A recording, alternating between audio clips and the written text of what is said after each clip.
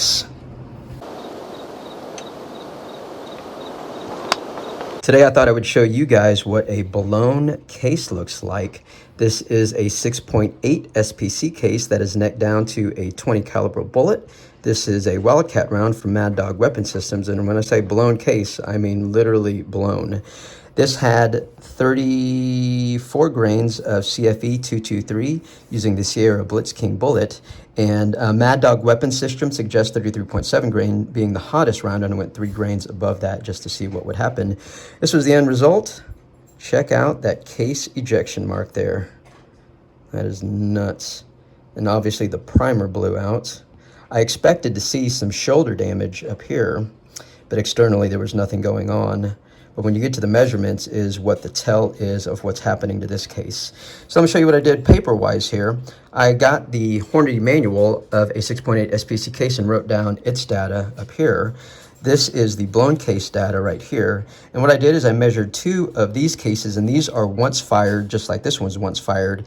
And this had 32 grains of Hornady, this had the 32 grain Hornady VMAX bullet that has a very mild load. So this is what a standard case coming out of my chamber would look like, and this is what these measurements are right here. All right, let's do the comparison. Overall length of these cases are 1.675, and that's what I'm using to load these bad boys. What's interesting about the blown case is it shrunk to a 1.663. For those of you who are good with theories, figure out why the case shrunk. That's really interesting to me. The butt to the shoulder, the beginning of the shoulder, on my case, the good one is 1.352, and both of these were consistent. And for the blown case, it was expanded to 1.356, and I'm going to theorize that's just because it had a little bit of room to push that shoulder up into the neck a little bit. What was consistent from the butt all the way to where the neck begins is 1.485, and that was consistent all the way around. Now for the tell signs. A standard 6.8 SPC case right here measures at 0.421, and my guys measured at 0.420 very consistently.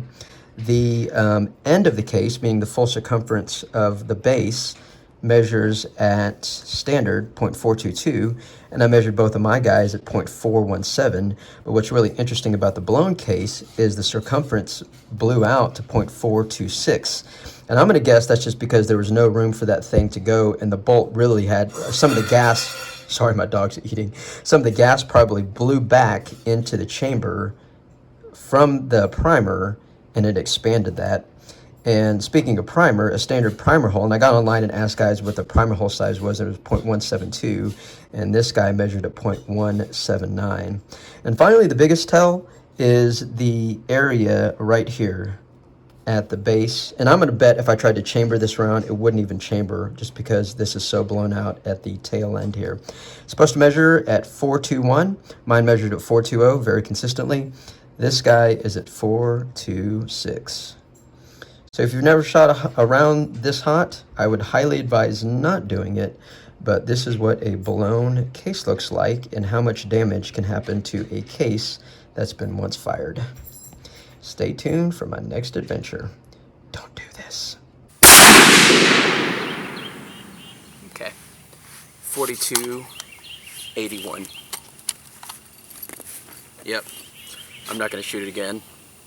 Pop the primer right out of there.